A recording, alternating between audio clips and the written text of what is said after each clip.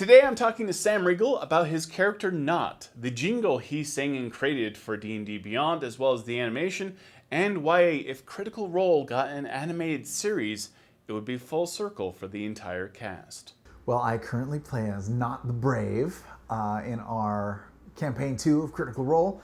I chose that character because, well, for the first campaign, Liam suggested that I play as a gnome bard, and so Scanlan was born. And for the second campaign, I thought it was only fitting that he choose again, so he said, why don't you do a goblin rogue? And so I did a goblin rogue, but I wanted to find something that wasn't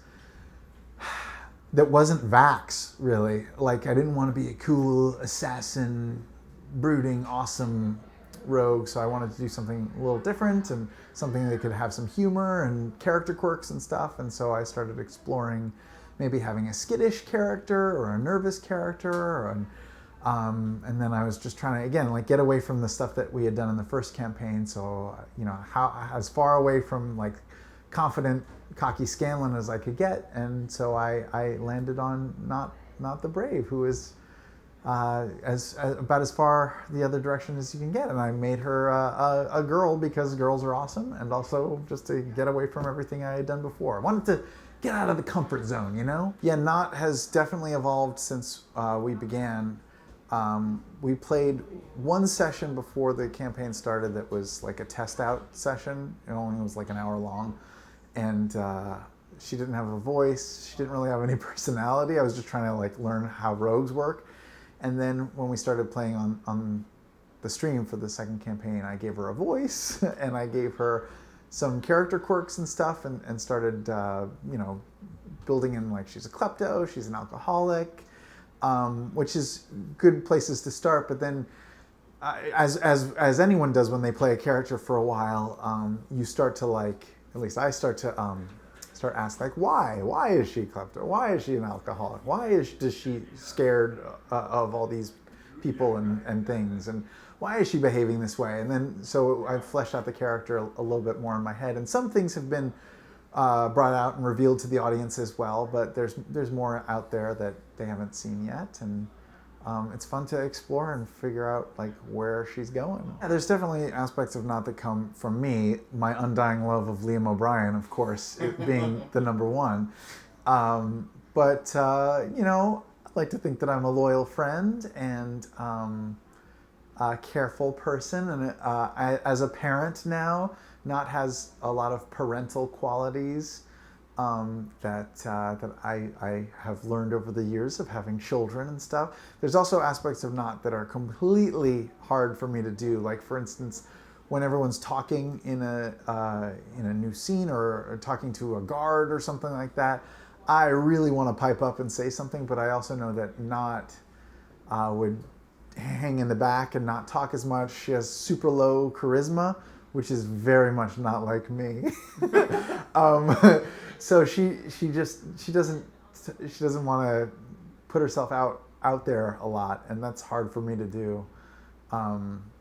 That's been the hardest aspect, is like not relying on a clever turn of phrase to solve something. I got to do it other ways. I wanted to make her young, just because it's cool and cute, and she can have people, you know, fawn over her and stuff. But also part of the reason that she's so young is, you know, Matt told me that goblins only live to like 40 or something. So she's not that young in terms of goblins. She's just young for an outsider watching. You got the perfect warlock, her weapons and supplies, but you need a place to track your stuff, 'cause you're so disorganized. Did you expect that all this madness would happen? No. For the D&D Beyond song, Because I was blown away. I had no idea that it was gonna. I had no idea that the song was gonna be what the song is now. You know, every week as I drive around, I think like, oh, what am I gonna do for the ad this week? Should I do a little skit or play a little character or read a poem or something?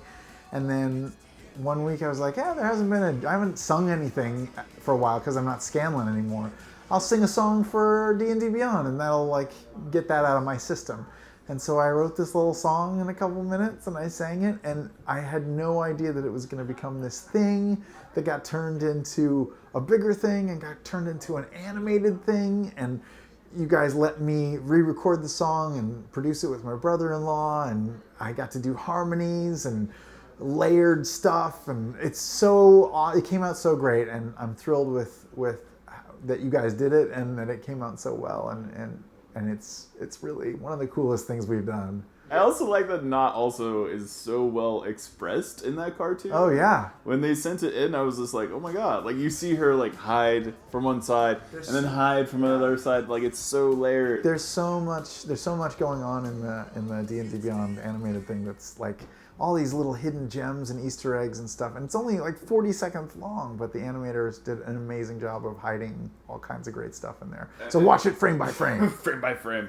And yeah, a lot of people want to see you guys make an animated show. Man, making an animated series would be just a perfect circle, right? Because we started as animation voice actors, and then we did this game, and then we did it as a show, and we do it as a song, and we do it as a thing. And now if we went full circle and made like an actual animated series, it would be amazing. So if you know anyone who wants to produce it, oh, okay, give us a call. Yeah. let me think of some people. Yeah, my brother-in-law and I met singing a cappella together in college, so we've been singing together for 20 years now almost. Wow. Yeah, and he's a music producer and he does all kinds of pop stuff. So I sent him, the thing that I recorded live on the show, and he made the track for it and sent it back to me, and I laid down vocals, and he sent back a fixed track, and then I sent back harmonies. I did all these harmonies all over it, not knowing which ones he was going to use,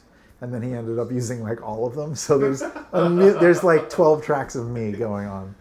It's great. Has all of this, you getting together and just playing with your friends, you get a lot of creative freedom, I imagine. Is this the most freedom you've ever gotten? Just being part of Critical Role and hanging out with your friends? Yeah, I mean, this is the culmination of everything I think we've ever done as performers. All of us, like it's a little bit of writing on the fly, as improv.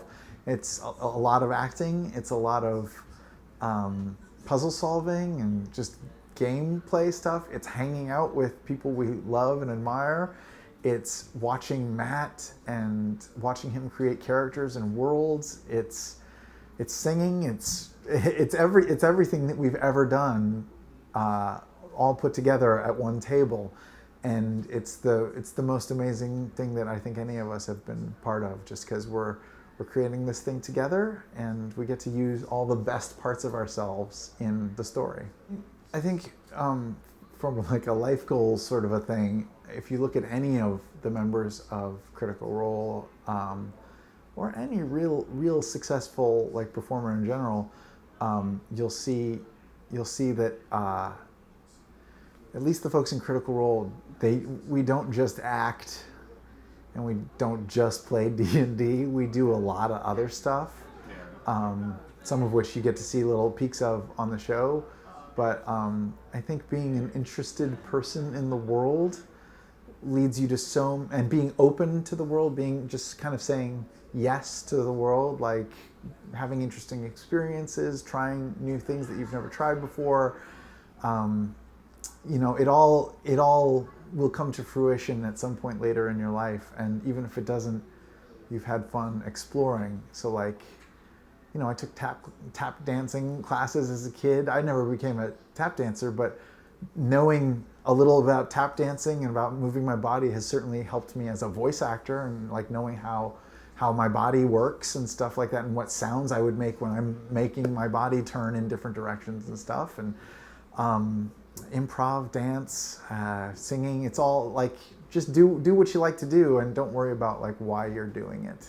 Thank you, Sam, for being on D&D Beyond. D&D Beyond is the official digital toolset for 5th edition D&D. I'm Todd Kenrick. Thank you for watching.